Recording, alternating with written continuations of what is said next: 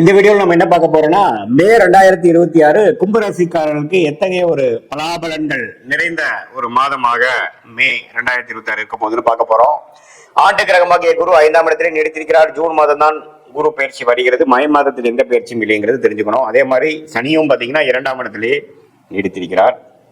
ராசிக்குள்ள ராகு இருக்கிறார், 7ஆம் இடத்துல கேது இருக்கிறார். இதுதான் ஆண்டு கிரகத்தின் சஞ்சாரம் கும்பராசி பொறுத்த வரைக்கும். மாத கிரகம் எப்படி இருக்கிறான்னு பாத்தீங்கன்னா, செவ்வாய் ராசி அதிபதியாகிய சனியை பாதிக்கிற அளவுக்கு முதல் 2 வாரம் இருக்கிறார். 3rd and 4th வீக்ல இருந்து தான் பாத்தீங்கன்னா செவ்வாய் வந்து 3ஆம் இடத்துக்கு போய் ராசி அதிபதியோட தாக்கத்திலிருந்து விலகிறார். சனியும் செவ்வாயும் சேருவது நல்லதில்லை. அது வந்து ஒரு ஏப்ரல் மாசம் கடைசியிலிருந்து மே 2 வாரங்களும் சனியோட பாதிப்பு இருக்கு. ஸோ அதனால போக போக மே மாதம் போக போக நல்ல பலன்களை எதிர்பார்க்கலாம். அதே மாதிரி சுக்கிரன் 4ஆம் இடத்திலிருந்து வீடு, வண்டி, வாகனம், தாயார் அது போன்ற விஷயத்துல நல்ல ஒரு பலனை கொடுக்குது. வசதிப்படுத்திக்கக்கூடிய அமைப்புகள், வாழ்வை மேம்படுத்திக்கக்கூடிய அமைப்புகள்லாம் நல்லா இருக்கு. அதை நீங்க யூஸ் பண்ணிக்கணும். அதே மாதிரி புதனும் பாத்தீங்கன்னா 4ஆம் இடத்துல சுக்கிரனோட வீட்டுல கணிசமான டைம் மே மாதம் இருக்கிறதுனால மாணவர்கள் நல்லா படிக்கக்கூடிய அமைப்பு, புத்திசாலித்தனமா சில முடிவுகளை எடுத்து ஜெயிக்கக்கூடிய அமைப்பு, கணக்கு வழக்குல எல்லாம் வந்து நல்லா வரக்கூடிய அமைப்பு, அக்கௌண்டன்சி, ஆடிட்டர் லைன்ல இருக்கிறவங்களுக்கு எல்லாம் நல்ல ஒரு டெவலப்மெண்ட், அது மாதிரி விஷயங்கள்லாம் கொடுக்குதுங்க. அதே மாதிரி ராஜயோகாதிபதி சுக்கிரன் வந்து 4ஆம் இடத்துல ஆட்சி பெறுகிறத வந்து ஒரு 2-3 வாரம் தான் இருக்கும். அந்த டைமை நீங்க நல்லா யூஸ் பண்ணிக்கணும். So May 2nd and 3rd and 4th week வந்து ஒரு ஃபர்ஸ்ட் கிளாஸ் இருக்கிறதுனால நீங்க நல்லா யூஸ் பண்ணிக்கணும். சூரியன் 3ஆம் இடத்துல இருந்து 4ஆம் இடத்துக்கு மாறார். அதுவும் வந்து இடம், வீடு, வண்டி, வாகனம் அது மாதிரி விஷயத்துக்கு நல்ல ஒரு அமைப்பாக தான் இருக்கிறது. ஸோ எல்லா கிரகமும் ஓரளவுக்கு நன்றாக வந்து ராசிக்குள்ள ராகு 7ல கேது இருக்கிறது தான் வந்து பாத்தீங்கன்னா கருத்து வேறுபாடு குடும்பத்துக்குள்ள அப்பப்போ வரும். பங்குதாரர்களுக்குள்ள கொஞ்சம் பிரச்சனைகள், நண்பர்களுக்குள்ள முதல் இருந்த மாதிரி ஒரு அன்னோனியம் இல்லாமல் கொஞ்சம் கான்ஃபிளிக்ட், கொஞ்சம் டிஸ்கனெக்ட் ஆகிற மாதிரி அமைப்புகள்லாம் இருக்கு. கொஞ்சம் பொறுமையா போகக்கூடிய அமைப்பு, நான் பிடிச்ச முயலுக்கு 3 கால் அப்படிங்கிற மாதிரி இல்லாமல் கொஞ்சம் பொறுமையா போய் ஜெயிக்கக்கூடிய அமைப்பாக இருக்கு. மற்றபடி பாத்தீங்கன்னா ராஜயோகாதிபதி சுக்கிரன் அருமையான ஒரு அமைப்புல இருக்கிறதுனால, அதே சமயத்துல செவ்வாய்ங்கிற கிரகம் ராசி அதிபதியோட தாக்கத்திலிருந்து விலகி வரனால மே மாதம் போக போக ஒரு நல்ல பலன்கள் நம்ம எதிர்பார்க்கலாம். அதே சமயத்துல 7ஆம் இடங்கிற மனைவி ஸ்தானாதிபதி, கணவர் ஸ்தானாதிபதி 4ஆம் இடத்துக்கு வந்து சுக்கிரனோட சேர்ந்து இருக்கிறதும் நல்லதுதான். ஸோ ஓரளவுக்கு கிரக நிலைகள்லாம் ஓரளவுக்கு நல்லா இருக்கு. பட் ராசி அதிபதி வந்து ராகுவோட தாக்கத்தில் இருக்காருங்கிறது மறந்துடக்கூடாது. திடீர்னு நம்ம சில முடிவுகள் எடுத்து மாட்டிக்கொள்வோம்.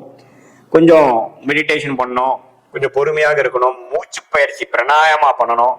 அது மாதிரி அமைப்புலாம் நீங்க ரெகுலரா பண்ணிட்டு இருக்கும் பொழுது எந்த விதத்திலும் பாத்தீங்கன்னா உங்களுக்கு தாக்கங்கள் திடீர்னு தேவையில்லாத ஒரு முடிவுகளை எடுத்து மாட்டிக்கொள்ளாமல் பொறுமையாக எந்த ஒரு விஷயமும் தீர ஆராய்ந்து நல்ல ஒரு அமைப்புகளாக வரக்கூடிய அமைப்புகள் இருக்கு. ஸோ ராசி அதிபதி ராகுவோல இருக்கிறதுனால திடீர் கோவப்படுவது, திடீர்னு ஒரு முடிவு எடுக்கிறதுல இருந்து நீங்க விலகி நான் சொன்ன அந்த மெடிடேஷன் பிராணாயாமலாம் கொஞ்சம் பண்ணீங்கன்னா மனசு சாந்தமாக, திடீர் அந்த ஓவரா எக்ஸைட் ஆகிறது, ஓவரா கோவப்படுறது அல்லது ஓவரா பயப்படுறதுங்கிற மாதிரி விஷயம் இல்லாமல் பொறுமையும் உங்களுக்கு நல்ல ஒரு அமைப்பாக கொடுக்கும் அப்படிங்கிறத நான் சொல்ல விரும்புறேன். மற்றபடி இருக்கக்கூடிய கிரகத்தின் அமைப்புகள்லாம் கொஞ்சம் பரவாயில்ல. ஏப்ரல் மாசம் தான் இருக்கிறப்போ பாத்தீங்கன்னா மே மாதம் ஓரளவுக்கு நல்ல அமைப்பாக தான் கும்பராசிக்காரர்களுக்கு எல்லா வயதினருக்கும் கொஞ்சம் கொடுக்குது. மாணவர்கள்லாம் நல்லா படிக்கக்கூடிய அமைப்பு, கொஞ்சம் நல்லா படிக்கிறாப்புல, நல்லா புரிஞ்சு பண்றாங்க அப்படிங்கிற மாதிரி ஒரு அமைப்பு. காம்படிட்டிவ் எக்ஸாம்ஸ் எழுதுறவங்களுக்குலாம் கொஞ்சம் கிளியர் பண்ற அமைப்புகள். அதே சமயத்துல சூரியன் உச்சமா இருக்கிற நேரத்துல பாத்தீங்கன்னா கவர்மெண்ட் ரிலேட்டடான வேலையில் இருக்கிறவங்களுக்கு ப்ரொமோஷன் கிடைக்கக்கூடிய அமைப்புகள், இது எல்லாமே கும்பராசிக்காரர்களாகிய உங்களுக்கு வாய்ப்புகள் இருக்கு. உங்களோட ப்ரொவைடர் உங்க தசாபுக்திகள் அதை காட்டக்கூடிய அமைப்புகளை போய் கொண்டிருந்ததுன்னா, அதை உறுதிப்படுத்தக்கூடிய அமைப்புல போயிட்டு இருந்ததுன்னா இந்த கோச்சாரம் நல்ல சப்போர்ட்டாக இருக்குங்கிறத நீங்க தெரிந்து கொள்ள வேண்டும். இது வந்து பாத்தீங்கன்னா ஒரு பொதுவான ஒரு ஆண்டு கிரகத்தின் சஞ்சாரம், மாத கிரகத்தின் சஞ்சாரமே ஒழிய உங்களுடைய ஜென்ம ஜாதகத்தில் நீங்க பிறந்த தேதி, பிறந்த நேரம், பிறந்த ஊரை வைத்து உங்களுடைய ஜாதகத்தை திருக்கணித பஞ்சாங்கம் முறையில நாம போட்டு அதுல எது மாற உங்களுடைய லக்னம் இருக்கு, லக்னாதிபதி எப்படி இருக்கிறார், ஸ்தானபலமா, திக்பலமா எப்படி இருக்கு, நீங்க வந்து கும்பராசியில சதய நட்சத்திரமா, அவிட்டமா, புரட்டாதியா, எது மாதிரி நட்சத்திரத்துல பிறந்திருக்கீங்க, என்ன தசாபுக்திகள் போய் கொண்டிருக்கிறது, அந்த தசநாதன் எப்படி இருக்கிறார், புக்திநாதன் எப்படி இருக்கிறார் அப்படிங்கறதெல்லாம் தெரிந்து கொண்டு அதற்கேத்த மாற நம்மளுடைய பிராப்தங்கள் என்ன, நம்மளுடைய கர்மவினை என்ன, எது மாதிரி விஷயங்கள் அடுத்து வரக்கூடிய 6 மாதத்துக்கு தென்படுகிறது, எந்த நேரத்தில் எது நடக்கும், லாங் டேர்ம் எப்படி காட்டுது, பாஸ்ட் எப்படி போச்சு, இப்ப பிரசன்ட்ல என்ன மாதிரி விஷயங்கள் நமக்கு என்ன ஆதிபத்தியம் நடந்து கொண்டிருக்கிறது அப்படிங்கறதெல்லாம் தெரிந்து கொண்டு அதுக்கு தகுந்த மாதிரி சயின்டிபிக் வேதிக் அஸ்ட்ராலஜி முறையில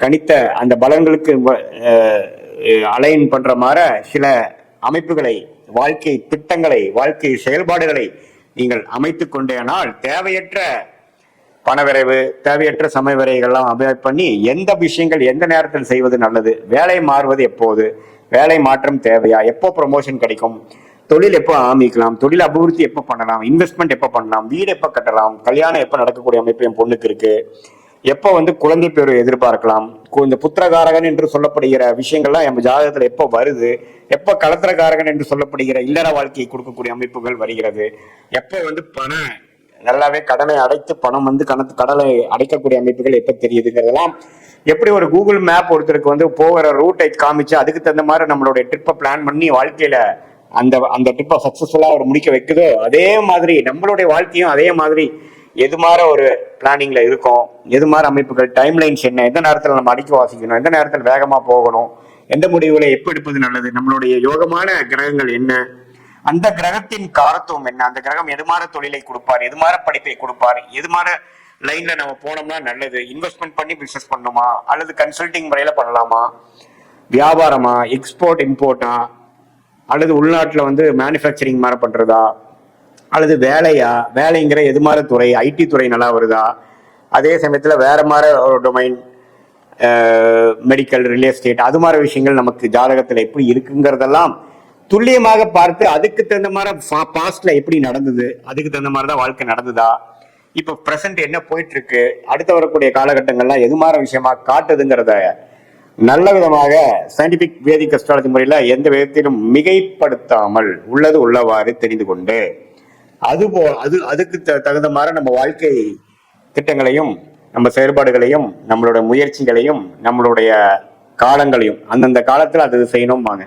ஸோ அது மாதிரி விஷயங்களை செய்யும் பொழுது தேவையற்ற தோல்விகள், தேவையற்ற விரயங்கள், சமய விரயங்கள், பொருள் விரயங்கள் எல்லாம் போயிட்டு, ஏன்னா நம்ம ஒரு 1000 வருஷம் வாழ போறது இல்லை. நம்ம மிஞ்சி போனா ஒரு 75-80 வயசு வாழும் பொழுது 30 வயசுக்கு மேல வரக்கூடிய தொழில் வேலையில நம்ம ஜெயிக்கணும் அப்படின்னா அந்த 30 வருஷம் நம்ம இம்பார்ட்டன்ட், 30 to 60. ஸோ அது மாதிரி ஏஜ்ல நம்ம என்ன மாதிரி தசா வருது, எந்த டைம்ல நம்ம பயங்கரமான முயற்சிகள் செய்யலாம், எந்த டைம்ல நம்ம இதே இடத்துல இருந்து நம்ம கத்துக்கக்கூடிய அமைப்புகள் தேவைப்படுது அப்படிங்கிறதுலாம் நம்மளுடைய கர்ம வினையை குறிக்கக்கூடிய உங்களுடைய ஜாதகம் திருக்கணித பஞ்சாங்கம் மூலமா போட்டு நம்ம பலனை பார்க்கும் பொழுது இந்த பொது பலனை காட்டிலும் ஒண்ணுமே துல்லியமான பலன்கள் எடுத்து அது மூலமாக வாழ்க்கையில் வெற்றி பெற முடியும் என்று சொல்ல விரும்புகிறேன். மீண்டும் மற்றொரு காணொலியில் சந்திப்போம். நன்றி, வணக்கம்.